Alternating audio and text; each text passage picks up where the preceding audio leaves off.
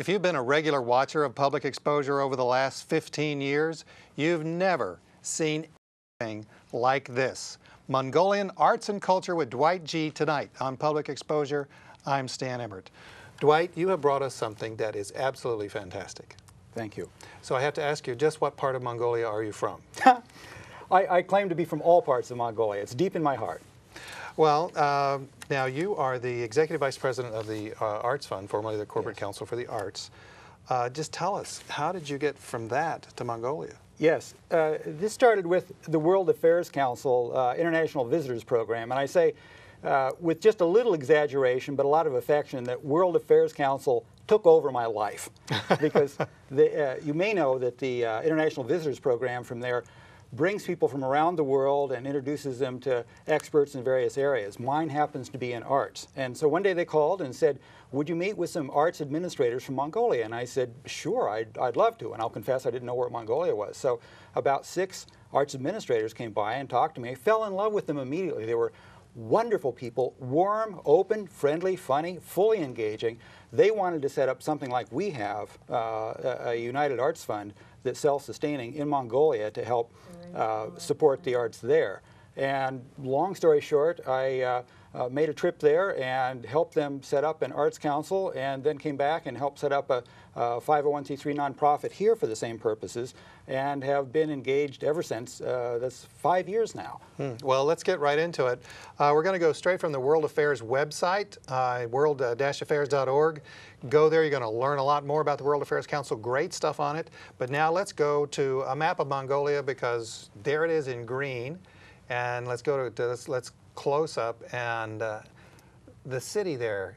How do you say that? The capital city is Ulaanbaatar. That's the main population base. About half of the population lives in Ulaanbaatar.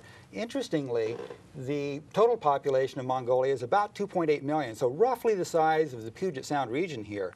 But it's the country is the size of Alaska, so it's one of the lowest population densities in the world.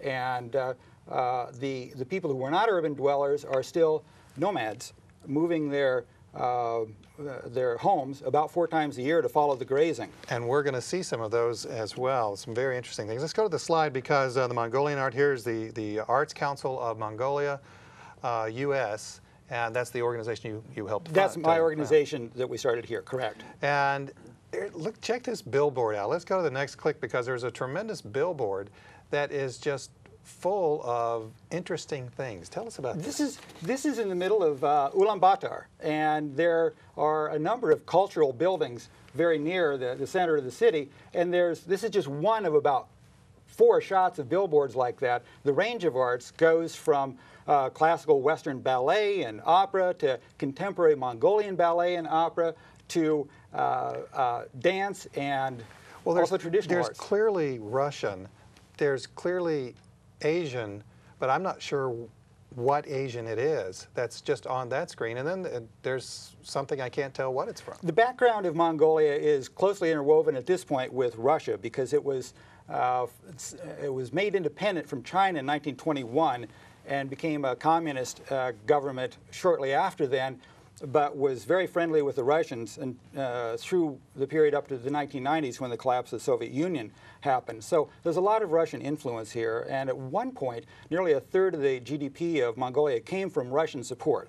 So there's still a lot of friendship. Well, you were recently in Mongolia, and there's this fantastic clip that we're just about ready to play, and you want to listen to this too. It's just great.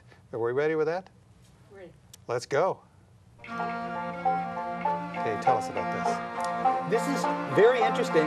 In southern Mongolia, my wife and I stayed at 3 Camels Lodge in the Gobi Desert. And in the evening, there were performances of Mongolian music done by the staff. So the people who, during the daytime, changed the sheets and took care of the food and that sort of thing, gathered in the evening to perform. I hope that the audience is able to hear this, because if you are, I come from East Tennessee. This sounds like it could be from there. And in fact, they even look like it, except for those great costumes. Great costumes. And it's...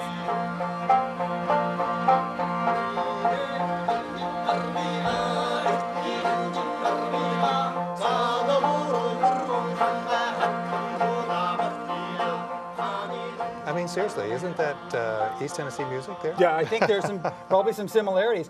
But it's interesting you say that because this is very traditional culture, and the culture in Mongolia is intact over centuries. An interesting thing about the U.S., of course, is that we're a melting pot here. Mongolia is, except for the extreme western region, Mongolians. And so this kind of art that you're hearing, this music, has been happening there for centuries. And this is a Mongolian instrument. Tell us about this. It's beautiful. It's different. This is called a horsehead cello, or a moranhor in Mongolian. And you see a couple features here. One I'll talk about in a second, but the horsehead. The other thing is the strings of the instrument are the hair of horsetail. The lower string, the hair of a stallion's tail, the higher string of a mare's tail. And instead of pushing these down to fret them against the neck, which doesn't happen, they fret them just by pushing over, which is really, really hard.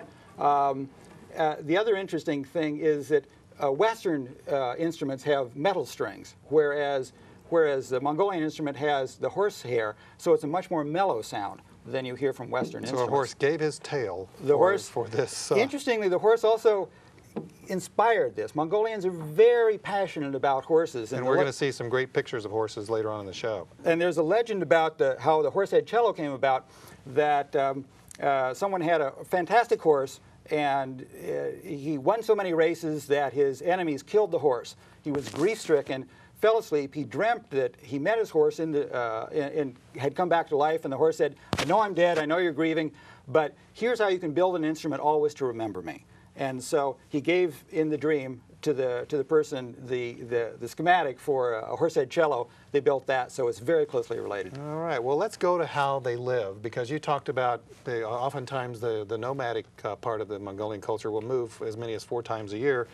Here is a way that some of them live right here. Now, what is this Mongolian ger village? It's a ger, and this is a brilliant housing for the nomadic existence. As you can see, it's sort of a cone on top of a cylinder, and there's it's a tent. It's a tent. There's a scissors kind of arrangement. Yeah, let's check out the inside of this tent, though. It's kind of sweet. It's very dull on the outside. Inside, very beautiful, very colorful, as you can see. They can pull this down in about an hour and put it on a truck, put it on a trailer, or led by horses, and move to better pasture and put it back up in an hour. And this is the way they live year-round? This is the way they live year-round. It's very practical in the climate there. Winters, low temperatures go down to minus 40, maybe highs during the day, high 20s, and in the summer it's very pleasant, about like here. But these are lined with very thick felt, so they're well insulated, both in the cold and in the warm climate. So it's very practical. So they can survive then in 40 below.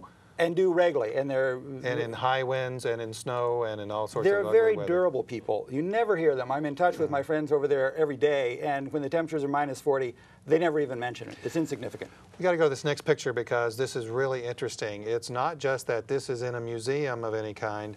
This is all over Mongolia, right? Yes, and this is a stone that we found out in the western region of Mongolia, just sitting there. We were driving along in the Jeep with our friends, and we saw this and just stopped and pulled over. It's a Turkic stone from the Bronze Age, and it's not clear what happened, what this is supposed to signify. Perhaps the death of someone, but it's very deeply part of their heritage. And so there are these stones that sort of resemble a person, and also those that have deer carved into them, very important to their heritage. And I was asking you before, why are they where they are? And is it that, does anybody know why the stone is here and over here and over there? The best they can understand is that perhaps someone important died in that spot and a memorial was set up, or some other significant occurrence. So it was just placed right there, and because it's so sparsely populated in Mongolia, they haven't been messed with yet, knock on wood.